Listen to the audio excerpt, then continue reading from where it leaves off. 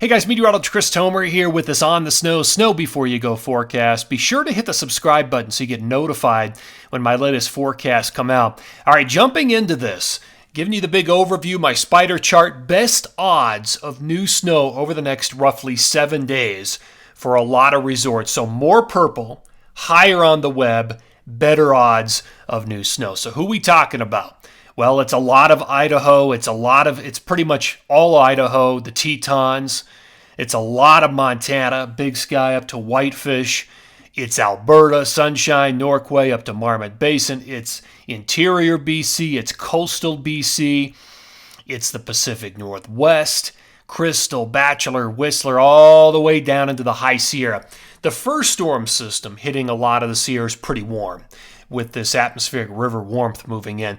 But the second storm system closer to Christmas, that one should be colder and push the freezing level and the rain snow lines to much lower elevations, and that's the one that's going to affect Mammoth with significant snowfall.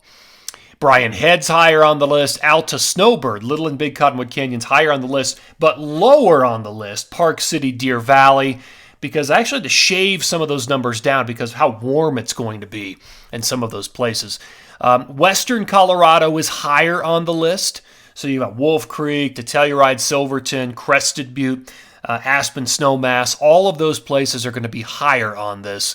And even up in the Northeast, I think we're going to see some good snowfall. There are a lot of Vermont, upstate New York, New Hampshire, and also Maine.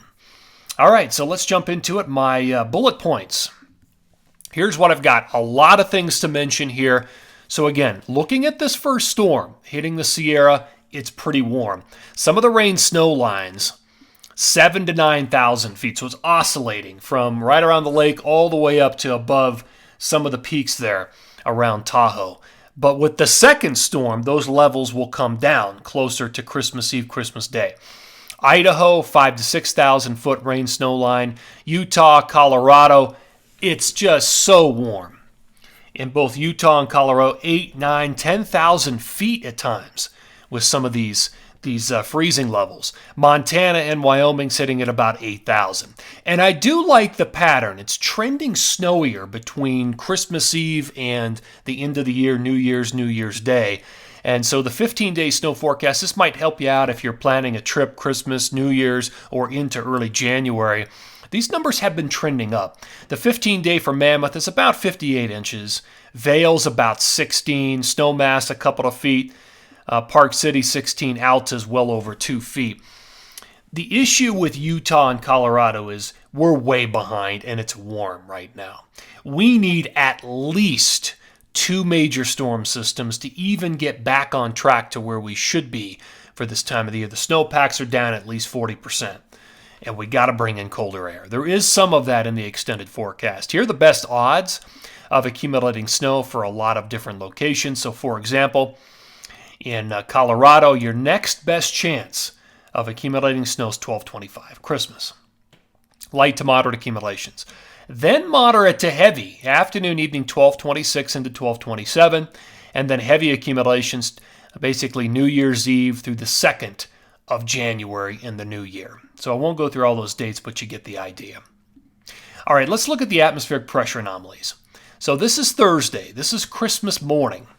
What do I see? This is up at about 18,000 feet. So higher than normal pressures here, lower than normal pressures across the west. So there's kind of your dividing line. What's happening is California is becoming the launch pad. This is where most of the big storm systems are coming in now. And then they're pushing moisture and overrunning moisture into Nevada, eventually Utah, eventually Colorado, Wyoming, Montana, Idaho. This is where the colder air is. This is where the warmer air is. This is Saturday, 1227. So you've got another piece of energy ejecting out of California, running its way through Utah, Colorado, and another little dip in the pressures up here for the northern tier. All right, now this is New Year's Eve, 1231. This is actually looking very good if this plays out. Look at this drop in pressures up here across the central to northern Rockies. This would mean colder air and snowier conditions. I hope this plays out. Let's do a comparison. So this is the comparison between what we just looked at, which was the operational model, and what AI is thinking. This is for New Year's Eve. So there's some similarities. AI likes this area of high pressure, these higher than normal pressures there. Operational is not as robust. And this does drop the pressures out west, but not as significantly as the operational run. So if I were looking at this, I would want the operational solution, the one on the left. We'll see. Always fun to see the contrast, though. All right, total precipitation, as if everything fell as rain across the west over the next 8 days. So this takes us through Christmas and to very close to New Year's Eve. And you can see it. I mean, we're just looking at copious amounts of precipitation. Seriously heavy rain with flash flooding at lower elevations, and of course lots of snow if you're higher up.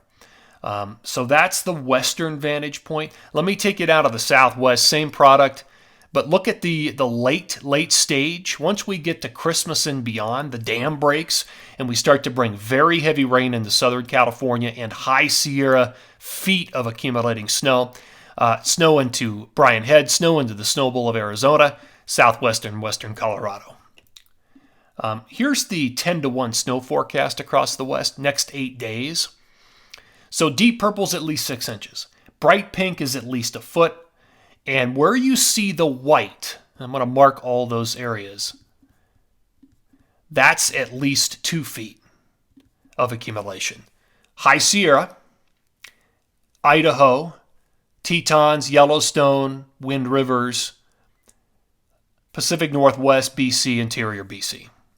Those are the 2 foot or more areas. Here's my official snow forecast. So 12/22 through 12/29. So grand totals by the close of 12/29.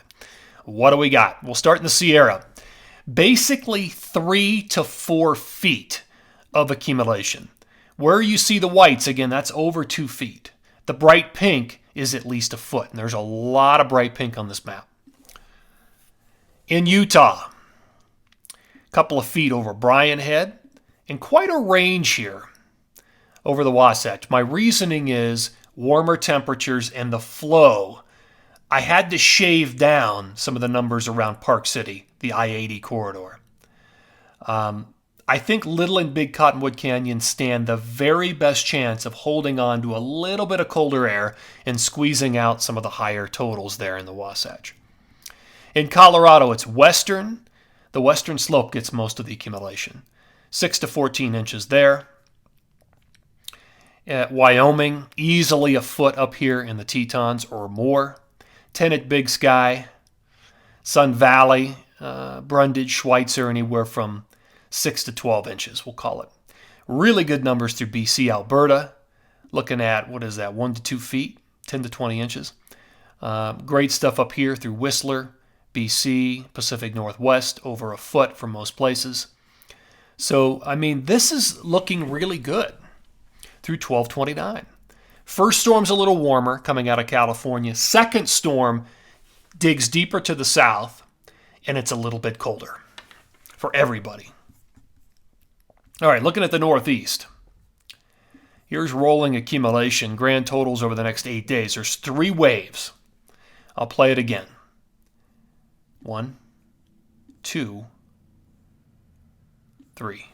So on this, the deep purple is at least 6. The bright pink is at least a foot.